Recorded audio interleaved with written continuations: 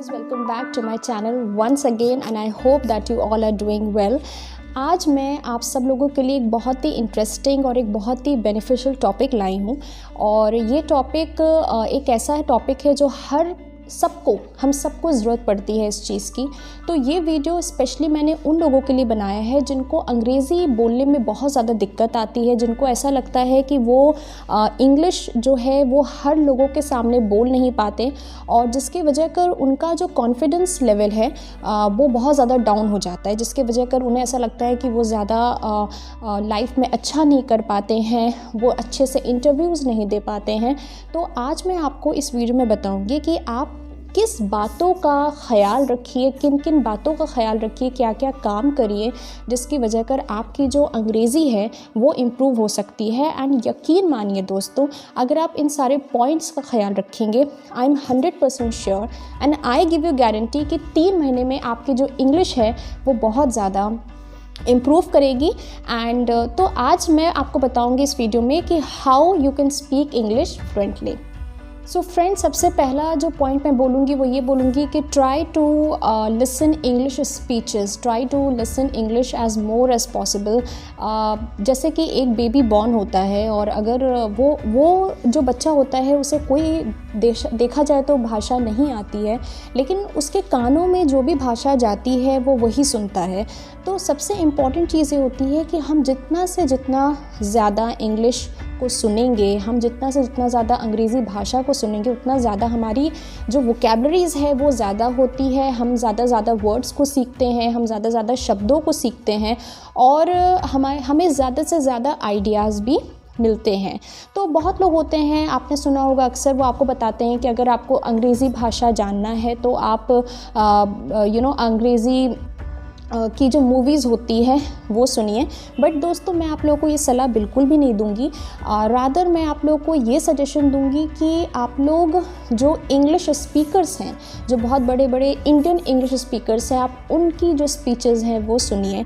जैसे प्रियंका चोपड़ा को आप सुन सकते हैं, आप सदगुरु को सुन सकते हैं, आप शशि थरूर को सुन सकते हैं, आप शाहरुख खान को सुन सकते हैं। तो बिकॉज़ ज़्यादा इम्पॉर्टेंट ये होता है कि हम इंग्लिश मूवीज़ तब देखें जब हमारी जो अंग्रेज़ी है वो बेहतर हो, बिकॉज़ उसमें एक्सेंट एंड उसमें जो प्रोनंसिएशन होता है वो ऑलरेडी थोड़ा अलग होता है।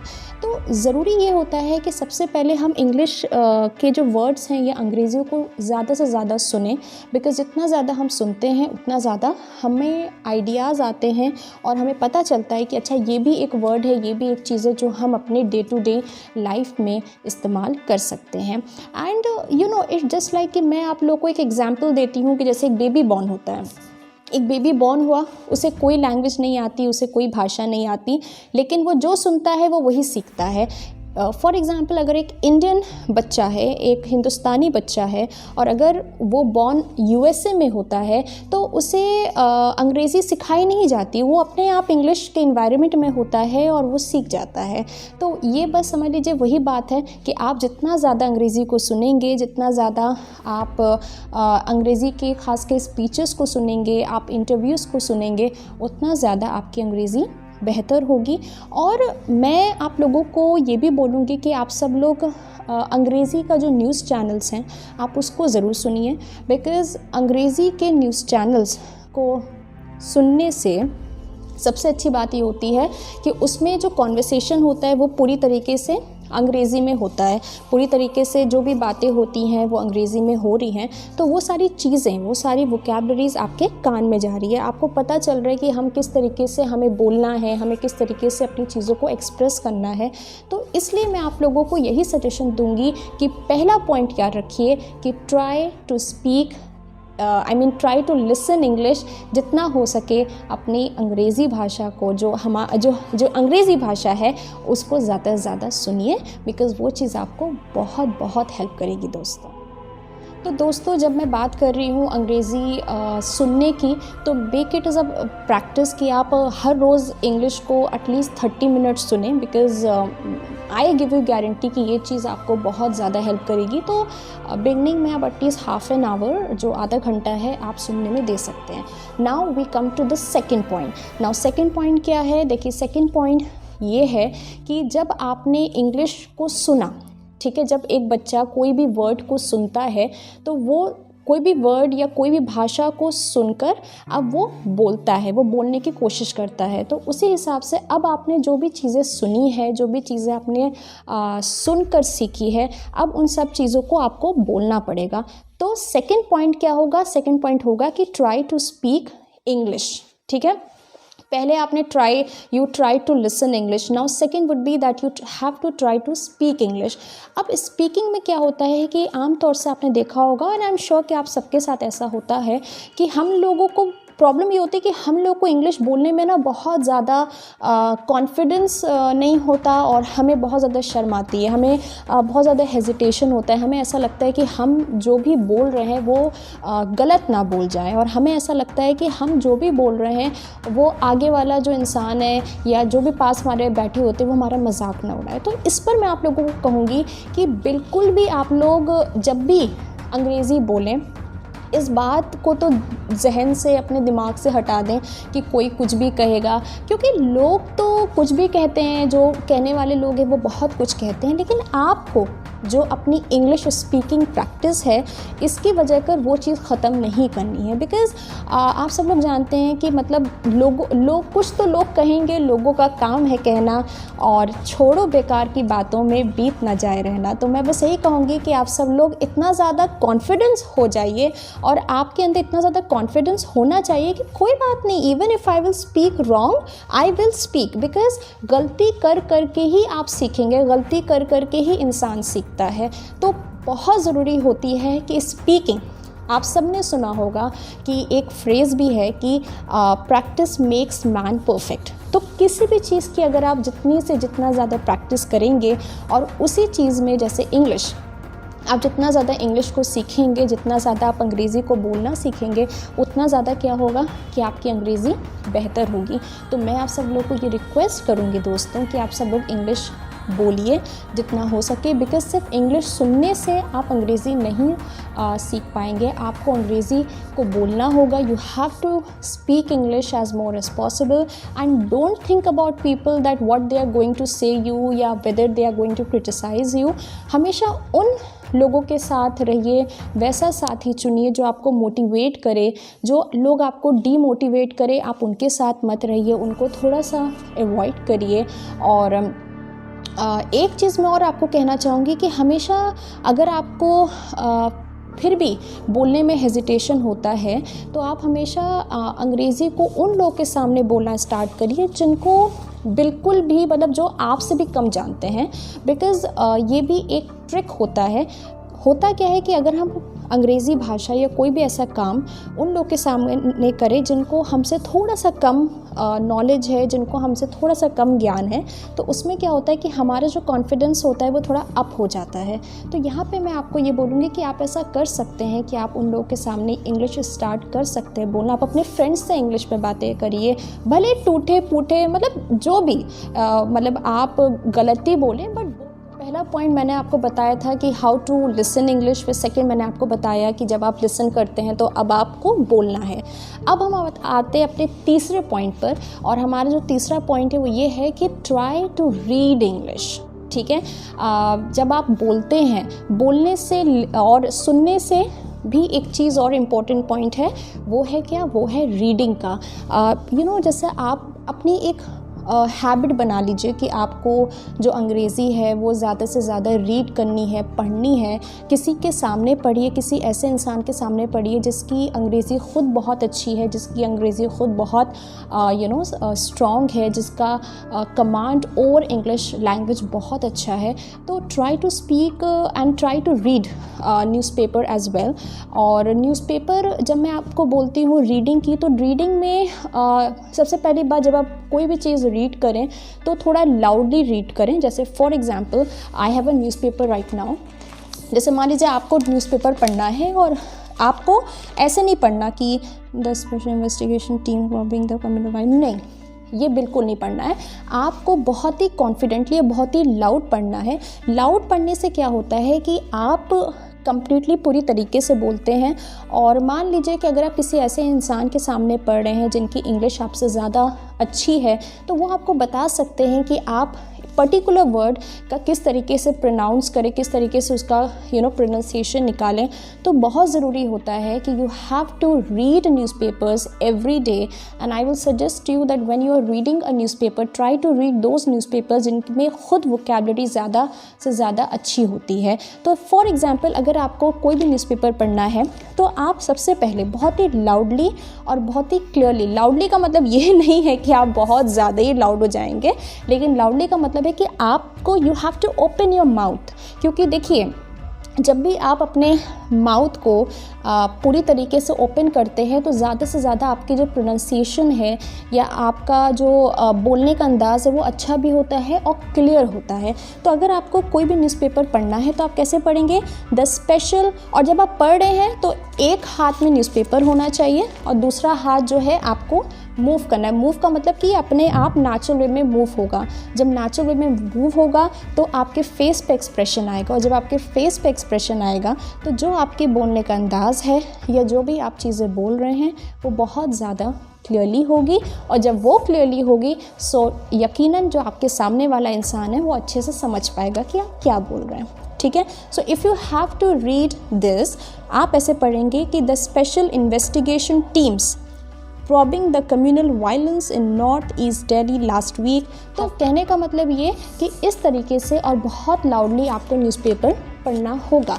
And it's not only about the newspaper तो खैर मैंने आपको एक उदाहरण दिया है यहाँ पर, लेकिन आप कोई भी अच्छी कोई इंग्लिश की बुक पढ़ सकते हैं, कोई भी अंग्रेज़ी की कोई पुस्तक आप ले सकते हैं, कोई भी ऐसा टॉपिक आप पढ़ सकते हैं जिसमें आपको बहुत ज़्यादा रुचि है, जिसमें आपको बहुत ज़्यादा इंटरेस्ट है। तो आपको ज़्यादा से ज़्यादा अंग्रेज़ी भाषा को सुनकर, बोलकर और पढ़कर आप ये चीज़ सीख सकते हैं, और यकीन मानिए कि इससे बहुत अच्छा हो जाएगा। तो ट्राई टू रीड इंग्लिश, और येस जब आप अंग्रेज़ी को पढ़ रहे हैं तो आप ज़्यादा से ज़्यादा लाउड पढ़ें और ज़्यादा से ज़्यादा अच्छे से पढ़ें। दोस्तों यकीन मानिए कि आपकी अंग्रेज़ी भाषा बहुत बहुत अच्छी हो जाएगी, और जब हम किसी भी चीज़ में या किसी भी फील्ड में जब हम अच्छे हो जाते हैं और जब हमें प्रेजेस मिलते हैं तो हमें कॉन्फिडेंस भी ऑटोमेटिकली आ जाता है।